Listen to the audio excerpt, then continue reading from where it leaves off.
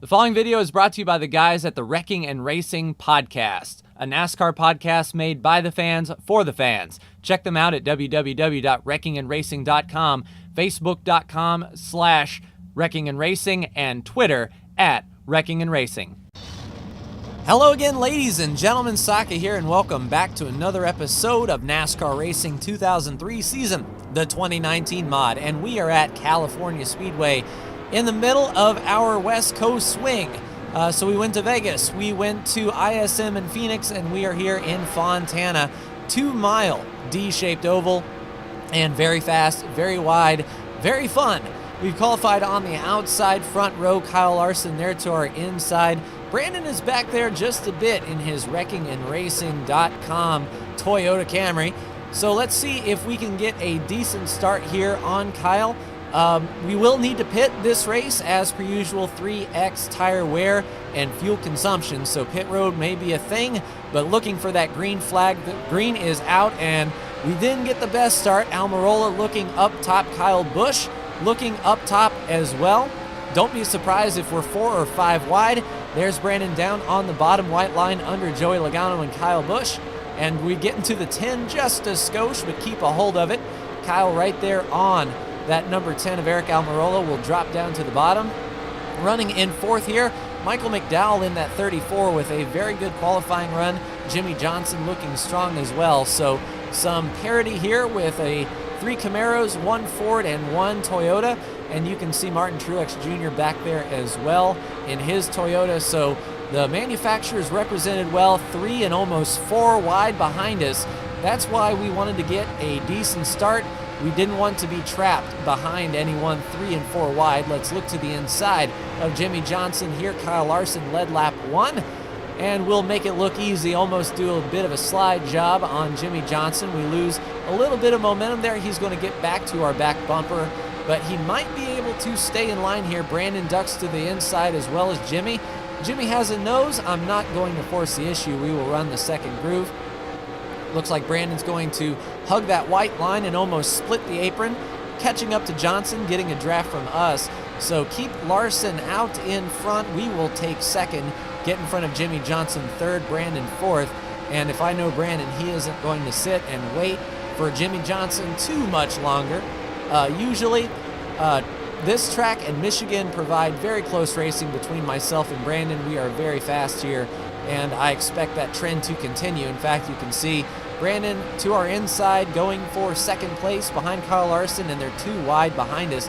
Looks like Ryan Newman in that 6 and Jimmy Johnson, or no, that's Daniel Suarez in the Eris Ford Mustang. I tell you, the Oscar Mayer orange and the Eris orange is very similar in the mirror, but Daniel Suarez having a good run. He hasn't had a good couple weeks as of late, so a good swing of points, and we're early enough in the season now that one good run can vault you 3 or 4 positions very easily in the final standings. Speaking of vaulting, we are going under Kyle Larson here to the inside. Brandon's going to stay up top, though. That high line has all the momentum, as you can see. We'll stay on the white line, see if we can get a drive off here. Car is kind of neutral to neutral loose, so we don't want to wash up and spin out here. Brandon gets the good run on the outside, right up by the wall. Daniel Suarez takes a sniff from us, so we will be riding in third. Suarez almost right to our back bumper in that 41 Eris Ford Mustang. So looks like we're starting to single file out and separate a bit. 3 and 4 wide is not looking the norm anymore. Everyone is sort of settling in, clicking off some laps, and the faster cars are starting to pull away. Jimmy Johnson giving us all that we can handle, though. Brandon up top, Larson gets by him, and a nice tight-knit group of cars here. Throw 5 of us under a blanket. And Stenhouse Jr. back there having I wouldn't say an unexpected year, but a better year than Ricky Stenhouse standards, or standards, I guess you could say. Brandon scraping there on the high line. He's going to try to get that good run on the high lane and pass Kyle Larson. We'll see if it comes to fruition. We'll follow him through. And indeed, it does look like Brandon can clear the 42 if he drives it in hard here. But Jimmy Johnson really pushing that 42. The 34 and 17 are with us, as well as the 2 of Brad Keselowski and the 22 of Joey Logano. Team Penske running well, and Brad really needs a good run this week. He hasn't shown much of anything at all, really, when it comes to this season. So early enough for Brad to make some moves, and if Brad were to win this race, he could get rid of all the deficit that he's gone down. Speaking of deficit, we kind of pushed Daniel Suarez out of the way, and he's going to lose a few spots here. Sorry about that, Daniel, but fighting for position here. Got to fight for every inch here. So Brandon and I usually pit at the halfway mark on these races that have green tendencies, and this race definitely looks like it has a green look. Usually the crash happens on lap 1 in this race when they go 3 and 4 wide on the start. If they make it through that okay, then they can run the rest of the race fine. We'll take the very bottom apron here, go 3 wide, and maybe pass all of these cars. Indeed we can. Just driving a little bit harder. That we lost middle turn speed because we entered so low. We couldn't get back to the gas, but Jimmy Johnson couldn't capitalize. So once again, Brandon out front put us in second, and Jimmy Johnson, Kyle Larson battling hard for third with Ricky Stenhouse Jr. not too far away. So we'll be looking for pit stops at the halfway mark if this does stay green, and Brandon and I are going to try to get as far in front of these guys as possible, just in case they want to take 2 tires and might try to get us on strategy. One race in particular during our 2000 series about 2 years ago, a very similar race. I can't remember if it was California or Michigan, but Brandon and I took 4 tires. Earnhardt took 2 and beat me to the line by about a second, but we came from like 20 seconds back, and we made up all that time on 4 fresh tires. So hopefully the AI will take 4 tires as well. We've been pushing these guys pretty hard, running as fast as we possibly can, and they've been keeping up. So I don't think the AI is conserving their tires much, especially not this front group with Jimmy Johnson, Stenhouse, Logano, Keselowski, and Larson. So a few of the common players up front, not counting myself and Brandon, who have been in contention each week except for last week in Phoenix. But good to see guys like Brad Keselowski up here having good runs, but Joey Logano has had a solid season so far, as well as Jimmy Johnson. And Brandon is stepping out his lead just a bit each and every lap. I'm not too concerned. Any time that we lose here on Brandon can be made up on pit road, I think. My entries are usually just a tick better or so, and we're able to really close up on him, especially if he washes up the track like that. We're just going to run our own line and our own race and let Brandon come to us if that is indeed going to be the case. If he's faster than us, we'll just make it up on pit road if we can. But I'm not stressing out too awful much here. There's still pit stops to go, and the yellow flag is always a possibility. So no sense in overdriving, getting into the wall, and looking like we did last week at Phoenix with a used up right side. I don't see any of the AI on pit road just yet. We are within our fuel window. It's just a question of how fresh do we want our tires to be at any given time. If we split the race in half, then we pretty much know what to expect as far as tire wear is concerned, and we can be averagely consistent. But if we go longer into a run, we can have really fresh tires to end the run with. It's just a question of how much speed are we losing on these old tires, and as the tires wear down, what are we giving up by not pitting?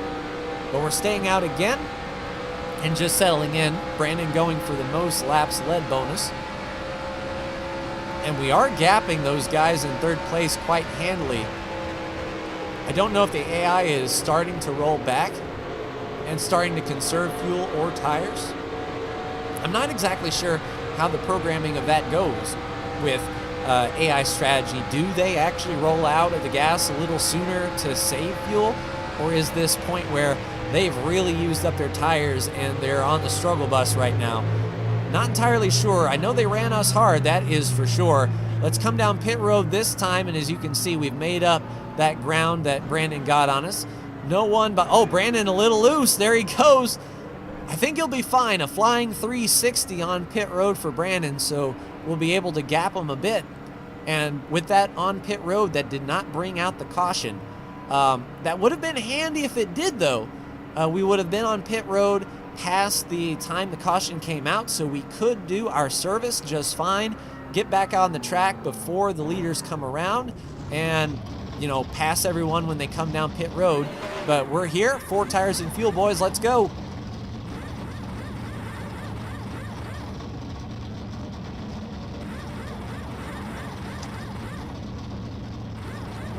Left sides are on. I think Brandon just got his left sides up.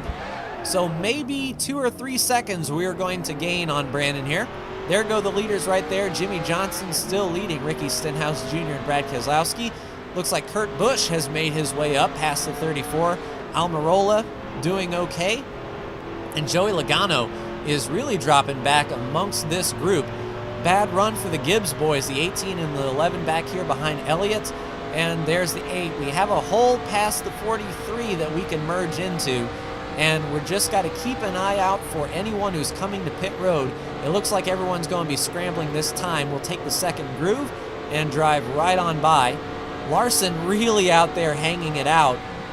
I don't think Larson wanted to go that far out, but he made it work. So we're getting our lap back now. If the caution were to come out, we would just be sort of tail end of the longest line and have some work to do, but we would not be a lap down. I think I see Brandon in my mirror back there, but I'm not entirely sure. We just need to run as clean and as fast as possible, make up as much time as we can, and see if the AI is doing some cheeky 2-tire changes. That's where, you know, the difference is going to be. If they can save 3 or 4 seconds by only taking right sides, then they're going to gain those 3 seconds back on us, and we'll come out pretty much even Steven. All right, coming around again, these will be for position. So passing the 10 of Almirola, he was having a decent run. There's the 1 of Kurt Busch. And here's the leaders, or would be for the lead. Jimmy Johnson coming off of pit road. We've got clear racetrack. We're going to beat him. And there we go. That pass was back for the lead. And as wide open as we can hold it, Jimmy Johnson will settle in about 2 seconds behind us. So I don't know if that was the interval that Jimmy had before pit stops or not. I think it was, so perhaps Johnson did do a 4-tire change. So we're going to click and lead some laps here, stay out front as much as we can, and even conserve a bit. Because we can see second place behind us. There's really no need to go any faster than him. And if he's not catching us, then there's no need to overdrive, that is for sure. So every lap or so, I'm going to glance up in the mirror and see who our next opponent will be. I have no doubt that Brandon is going to be driving his tail off coming up through this pack. I can see that Jimmy is still in second, and Brad looks to still be in third. But I think that's Brandon there making the pass to the inside, perhaps in 4th or 5th. So it's only going to be a lap or 2 before Brandon assumes second place, and he can start really laying some good laps down. He's down there on the inside. Looks like he's going to make a twofer around the 2 and the 48. So Brandon will be in second, about 1.5 seconds to 2 behind us. I'm still conserving tires. We're going to need tires at the end of this race. If he does mount a charge, I want to have, you know, the better car. Considering how hard he had to drive, we'll keep a little bit in reserve, but he is definitely growing in the mirror.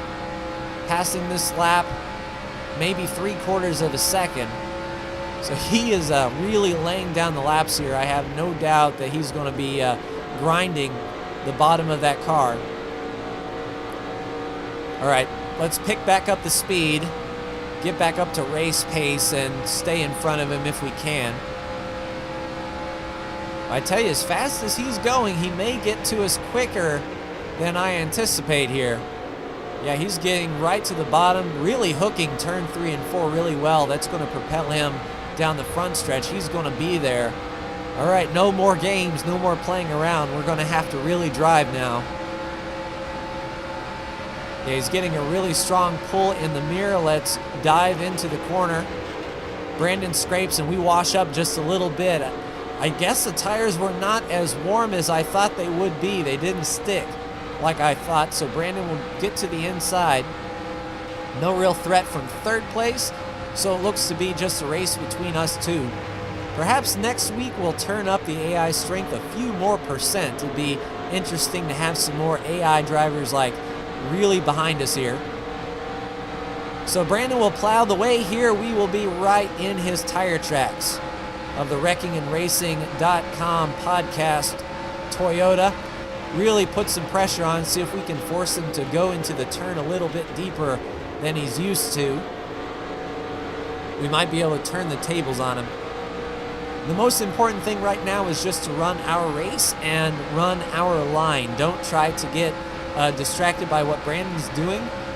We don't have an aero push, so if we are on the bottom with him, our car isn't going to handle any differently. Although I say that, and look how much we wash up. Okay, fine, we might have a bit of an aero push. So we might need to do the opposite of what Brandon does.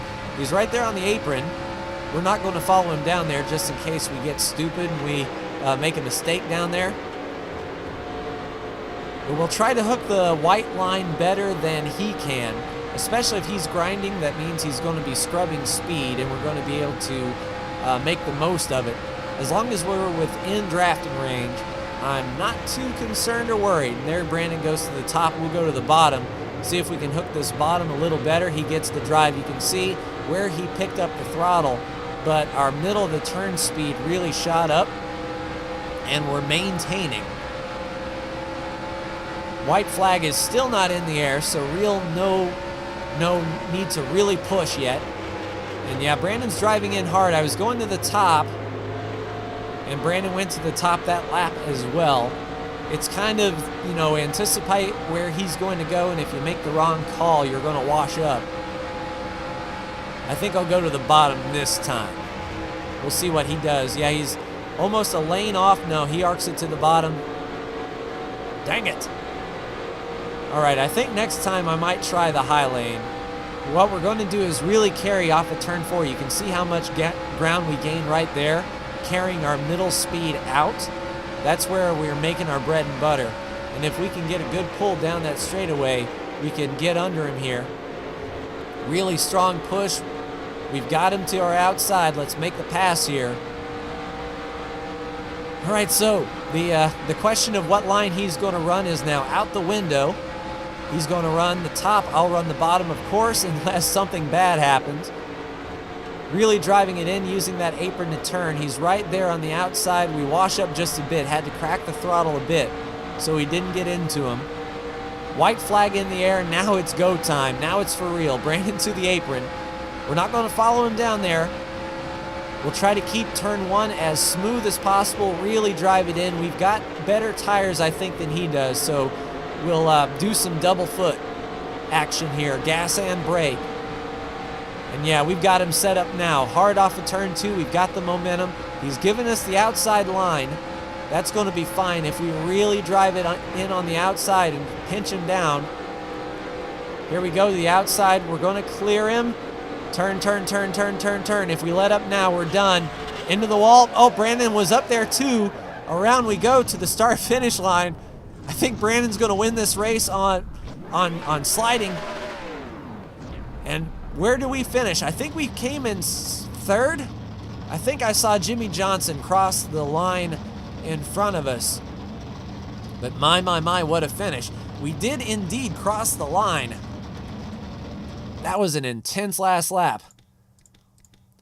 Yeah, I knew if we had rolled out of it, we were going to be done. If we had cracked that throttle, Brandon was going to really make the most of it here. And yeah, it looks like we should have been scraping, but our ride height was just enough that our splitter was right there on the racing surface. We get a good run on the outside, and this is where we kind of drafted him a bit. We drove it in, and we made up a lot of ground. We were making hay right here. Perhaps I could have rolled out and maybe cut down, but I didn't want to lose that momentum, and Brandon was washing up. Probably didn't expect us to be there, and Brandon gets spun down to the line. Let's go to the spectator camera as we were coming across the line. So yeah, there was Jimmy Johnson. So Brandon was here, and the line, I think, is right there. This texture right here. So Brandon does come across. We were second.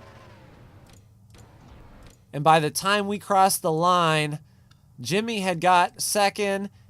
And I think Brad almost made up the spot. Yeah, it shows Brad being in third, Brad in fourth, Ricky Stenhouse Jr. in fifth, who was in sixth. Martin Truex Jr. was in sixth, Eric Almirola seventh, Daniel Suarez eighth, Michael McDowell ninth, Alex Bowman rounds out your top 10, and we ended up coming in third. So not too awful bad in the grand scheme of things. So one thing I wanted to check real quick is, what did Brandon do on that first lap? Or how did that look? I imagine he's going to really charge down to the bottom here. And yeah, a bunch of cars started to go 3 and 4 wide. We were up top. And that's when we kind of got into Almirola. The 17 nearly clips the 22. I tell you, that's the stuff that you miss in the cockpit, is the just the sheer amount of close calls that were happening. But my, what an interesting sight. So let's take a look at the standings after California here. Looks like William Byron is your cutoff driver with 120 points, but only 8 points down to 20th and only 6 points up to 11th. So, you know, you're looking at 14 positions between, 10 drivers. That it's going to be big. And next week at the short track paperclip of Martinsville, anything can happen. But that's going to do it for me. Like, share, and subscribe if you are so bold. Thank you so much for tuning in, and I will see you for the next NASCAR Racing 2003 season video. Take care.